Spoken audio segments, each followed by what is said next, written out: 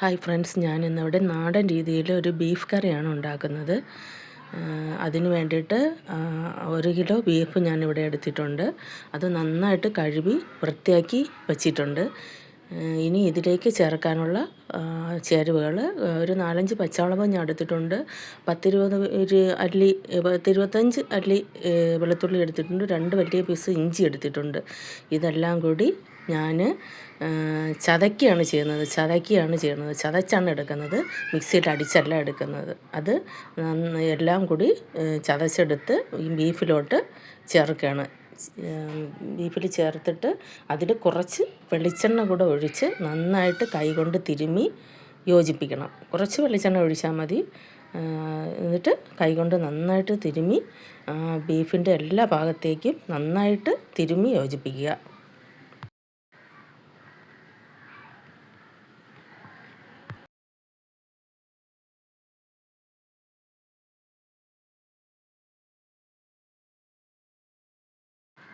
നന്നായിട്ട് തിരുമ്മി യോജിപ്പിച്ച് വെച്ചിട്ടുണ്ട്. ഇനി ഇതിലേക്ക് ആവശ്യമായ മസാലപ്പൊടികൾ എന്തൊക്കെയാണെന്ന് നോക്കാം നമുക്ക്.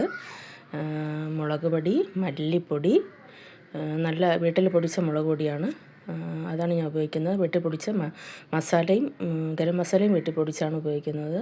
ഗരം മസാല, മഞ്ഞൾപ്പൊടി, കുരുമുളക് പൊടി, ആവശ്യത്തിന് ഉപ്പ്. അത് ഇത്രയാണ് നമുക്കിതിലേക്ക് വേണ്ട ചേരുവകൾ. ഇനി ബീഫിലോട്ട് ആവശ്യത്തിൽ കൂടുതൽ ഞാൻ വെള്ളം ഒഴിച്ചിട്ടുണ്ട്. ഞാനിത് അടുപ്പിൽ വെച്ചാണ് വേവിച്ചെടുക്കുന്നത്. നന്നായിട്ട് അടുപ്പിൽ വെച്ചാണ് വേവിച്ചെടുക്കുന്നത്. അതുകൊണ്ട് ഞാൻ നന്നായിട്ട് തന്നെ വെള്ളം ഒഴിച്ചിട്ടുണ്ട്. ഇത്രയും വെള്ളം എന്തിനാണെന്ന് വിചാരിച്ച് നിങ്ങൾ പേടിക്കണ്ട. ഞാനത് നന്നായിട്ട് വേവിച്ച് വറ്റിക്കും. ഇത് നന്നായിട്ട് തിളച്ചിട്ടുണ്ട്. അപ്പോൾ അതിലേക്ക് ഉപ്പ് പൊടിയും മഞ്ഞൾപ്പൊടിയാണ് ആദ്യമായിട്ട് ഞാൻ ചേർത്ത് കൊടുത്ത് അടച്ച് വെച്ച് വേവിക്കണം.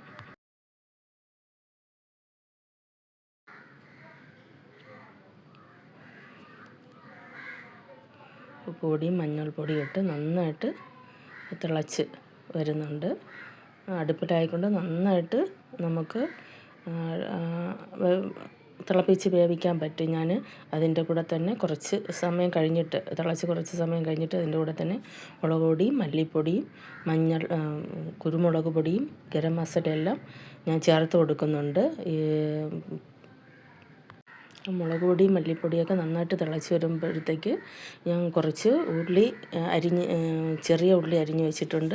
ഇതെനിക്ക് ബീഫിൻ്റെ കൂടെ കഴിക്കാൻ വേണ്ടി മരിച്ചിനി റെഡിയാവുന്നുണ്ട്. അതിന് ഇതിലേക്ക് തൊലിച്ച് വെച്ചിരിക്കുന്ന ചെറിയ ഉള്ളി ഒരു 3/4 കിലോയോളം ചെറിയ ഉള്ളിയുണ്ട്. ഞാൻ ചെറിയ ഉള്ളി മാത്രമാണ് ഇതിൽ ഉപയോഗിക്കുന്നത്. ചെറിയ ഉള്ളി ഇട്ട് കഴിഞ്ഞു നന്നായിട്ട് തന്നെ വേവിച്ച് കൊടുക്കുക. തീയിട്ട് കൊടുക്കുക. നന്നായിട്ട് വെന്ത് വറ്റി വരണം. ഇവിടെ ഏകദേശം വെന്ത് ഒരു കുറുകിയ പാകത്തിനായിട്ടുണ്ട്. ബീഫ് നന്നായിട്ട് തന്നെ വെന്ത് വന്നിട്ടുണ്ട്. ഒരു ചെറിയ കറി പരുവത്തിനാണ് ഇറക്കുന്നത്. ഒരു റോസ്റ്റ് ഒന്നും പറയാൻ പറ്റില്ല, കറിയൊന്നും അങ്ങനെ നല്ലൊരു കുറുകിയ അത്രയും വെന്തിട്ടുണ്ട്. ഇത്രയും വെള്ളം വറ്റി വെന്തിട്ടുണ്ട്, പരുവത്തിനായിട്ടുണ്ട്. ഇനി നമുക്ക് ഇതിലേക്ക് വറവലിനാവശ്യമായിട്ടുള്ള സാധനങ്ങളെന്ന് പറഞ്ഞാൽ നമ്മൾ കടുക്, കറിവേപ്പില, വെളിച്ചെണ്ണ, വറ്റൽമുളക് ഇതെല്ലാം ഇട്ടിട്ട് നമ്മൾ കടുക് താളിക്കാൻ വേണ്ടിയിട്ട് പോവുകയാണ്. എണ്ണ ഒഴിച്ചു.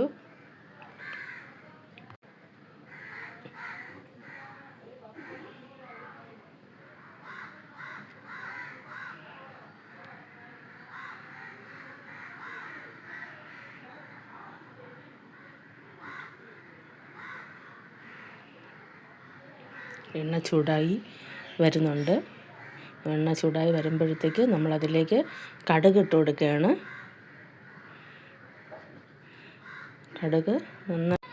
കടുക് നന്നായിട്ട് പൊട്ടി വരണം.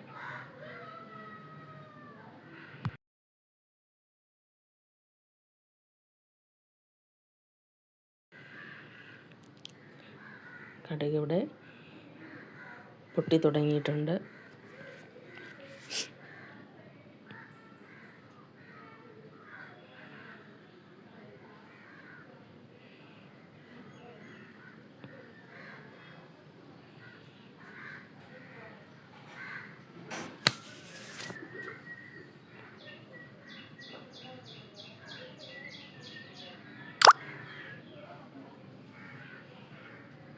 കടുകെല്ലാം പൊട്ടി കഴിഞ്ഞ് അതിലേക്ക് വറ്റൽമുളക് ഇട്ട് കൊടുക്കുകയാണ്.